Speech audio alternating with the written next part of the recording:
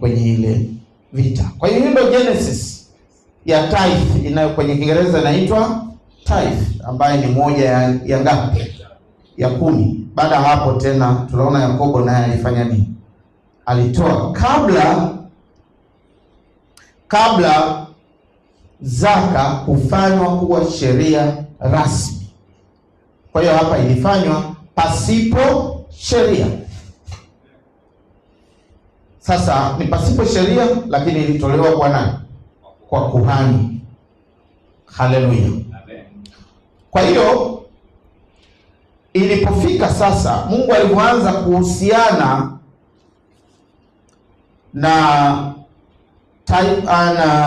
wanadamu kupitia taifa teule, yani taifa la Israeli.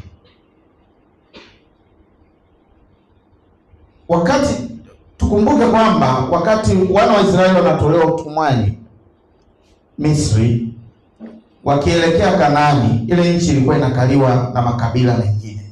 Tulijifunza Jumapili iliyopita. Kwa hiyo sio kusudi sana. Kwa sababu hiyo ndio maana walienda, Mungu alisema utayakuta ya makabila, utayapiga na wewe utatwaa hiyo ardhi.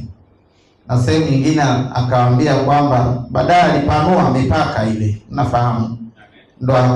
Ndo chanzo cha lile andiko kwamba kila mtakapopakanyaga mtakuwa mmefanya nini? Ilikuwa ni mipaka, sio wewe unataka kwenda kuhubiri huko unasema ngoja tupatwae hapa. No. Praise the Lord. Ilikuwa ni mipaka, na ni mipaka halisi kabisa. Kwa hiyo wana wa Israeli, makabila yalikuwa ni 12. Miongoni mwa katika haya makabila 12, kabila mojawapo ambalo linaitwa kabila la Lawi, na yale makabila yanalingana na majina 12 ya watoto wa mtu anayeitwa nani? Yakobo. Sawa sawa kanisa. Kwa hiyo wengine akawapa urithi kwamba eneo lenu hili mtafanya hapa, mtalima hapa. Kabila la Lawi Mungu akalifanya kuwa kabila la kikuhani. Kabila la nini? La kikuhani. Na kwa sababu hiyo hakuwapa urithi. Sasa kama hajawapa urithi, wataishije? Ndo wakapewa huduma ya kuhudumia nini? Hekalu. Kwa hiyo Mungu akasema hivi. Tuanze katika Hesabu sura ya 18. Tuenda hatua kwa hatua, somo fupi lakini tuwaponye wengi. Usiingize TRA kanisani. Haleluya. Amen. Praise the Lord. Hallelujah. Hesabu 18. Hesabu sura ya 18. Twende kuanzia mstari wa 21. Nimelifanya leo fupi ili tufuatilie ya maandiko machache kwa umakini. Sawa sawa kanisa? Amen. Tuanzie mstari wa 21. Inasemaje? Na wana wa Lawi nimewapa zaka yote katika Israeli kuwa urithi wao, badala ya huo utumishi wa utumikiao. Maana ni huo utumishi wa hema ya kufanya nini? Ya kukutania. Kwa hiyo zaka ya Israeli yote walikabidhiwa nani? Wana wa Lawi. Sasa tunaenda pamoja. Nisema hadi mstari wa ngapi? Wa 24. Tuendelee, kuna mambo mazuri hapa. Mstari wa 22.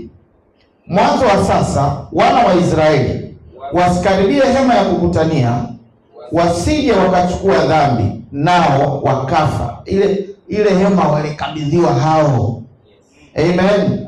Mstari wa 23.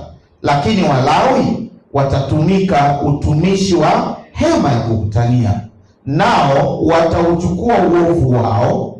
Hii itakuwa amri ya milele katika vizazi vyenu vyote, na kati ya wana wa Israeli wasiofanya nini? Hawatakuwa na urithi. Yes, na wana wa Israeli hawatakuwa na urithi. Mstari wa 24.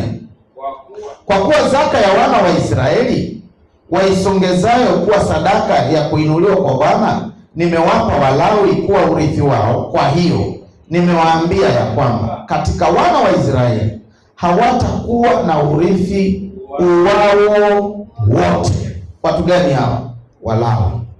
Kwa sababu wao urithi wao ni nini? Ni zaka. Na kwa nini walipewa? Anasema hii ni badala ya ile huduma wanayoifanya ambayo ndio inaitwa huduma ya nini? Ya ukuhani. Haleluya. Amen. Kwa hiyo kabila ya Yuda ambako anatoka Bwana Yesu hakukuwa na kuhani. Hakuna kuhani alikotoka kule. Sio kama tunaelewana vizuri. Amen. Kuhani lazima uwe Mlawi. Ndio utaona watu ambao wamefanya utaua kuwa ni kupata faida. Wanafundisha masomo, kwa mfano utasikia mjue Mlawi wako leo. Ukitaka leo tuwe na Mlawi, tuambie Mlawi ni nani. Ukitaka kujua ni Mlawi, tuwe na Mlawi, tuwe na Myuda, tuwe na nani. Ile kabila la Paulo mtume anaitwa nani? Benjamini. Mbona mnataka tu Walawi? Wa Benjamini, tuonyesheni na wa Benjamini basi. Walawi mnawataka Walawi kwa sababu ya kula. Praise the Lord. Hallelujah. Tuongeze tena.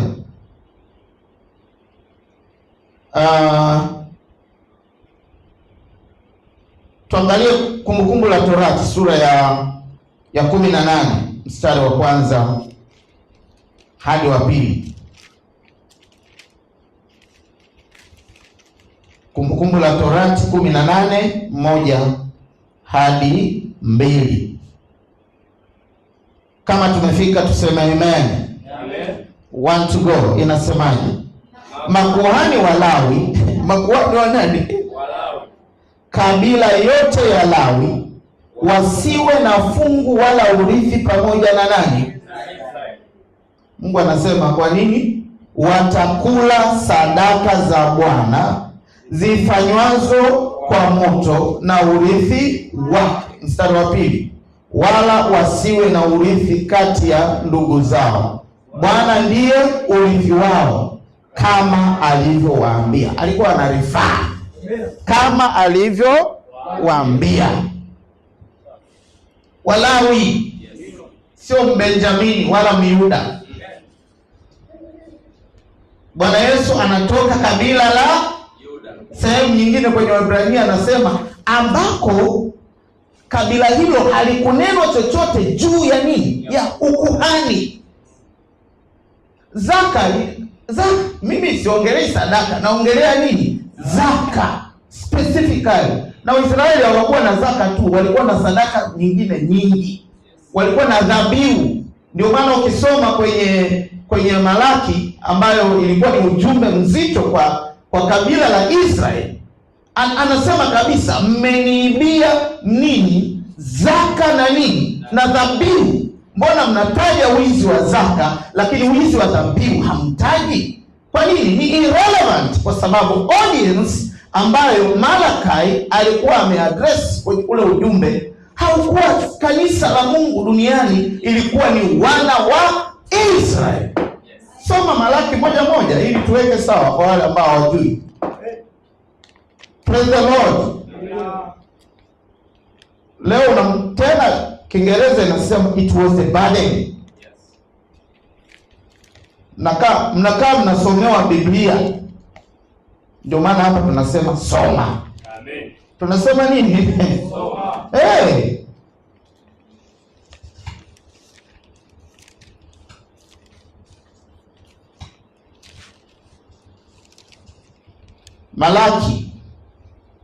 Malaki sura ya 1 mstari wa tusome wote.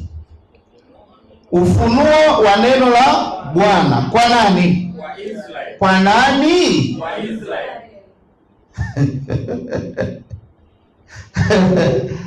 Ndio maana mnatafuta Uisraeli wa kiroho. Ufunuo wa neno la Bwana kwa Israeli kwa mkono wa nani? Wa Malaki. Ndio ukienda sura ile ya 3 sasa, ile inasema mmeniibia mimi. Tena inasema 3 ngapi? Hebu tusome.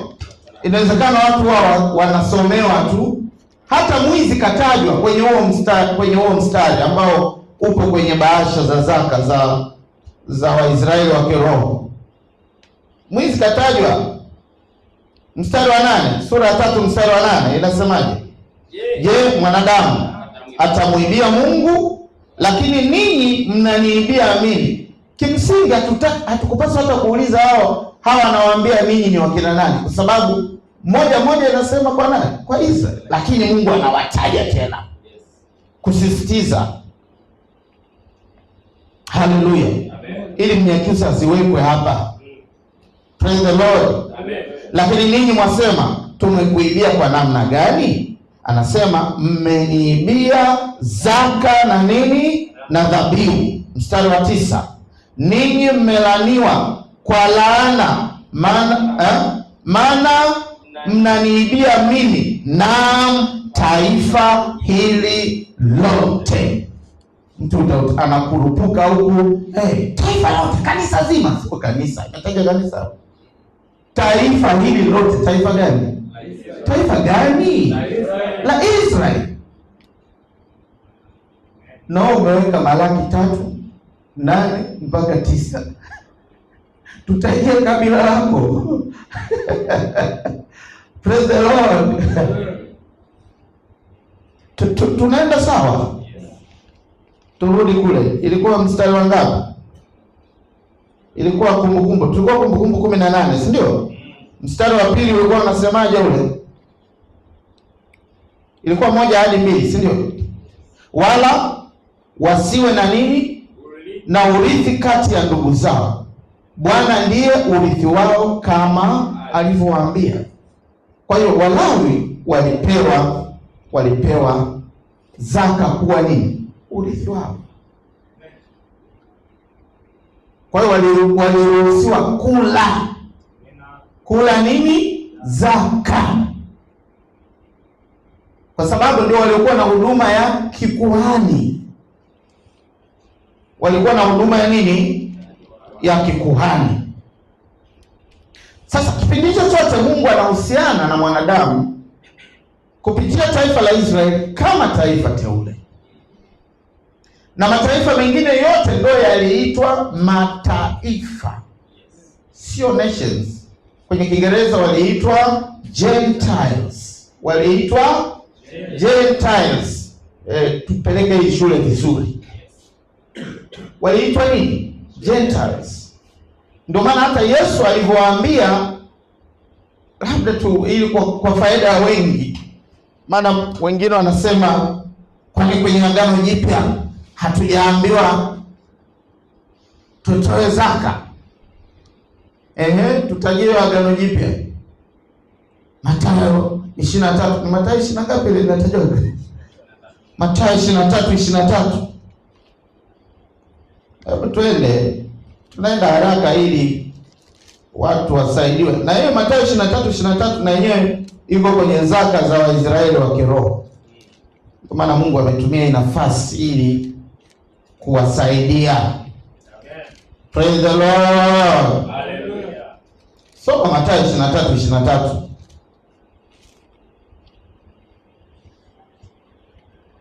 Mathayo 23:23 inasemaje? Ole wenu waandishi na nani? Kuna Wakristo hapo? Kuna Wakristo hapo? Haya, wanaambiwaje waandishi na Mafarisayo? Wanafiki. Kwa kuwa mnasafisha nje ya kikombe, kwa kuwa mnalipa zaka za nini? Za mnanaa na bizari na jira, lakini mmeacha mambo makuu ya nini? Ya sheria. They were under the law. Yes. Sasa hapa zaka imetoka kuwa hiari na kuwa nini? Sheria. Kipindi chochote hicho mpaka kwenye Malaki nini? Sio ile hiari tena.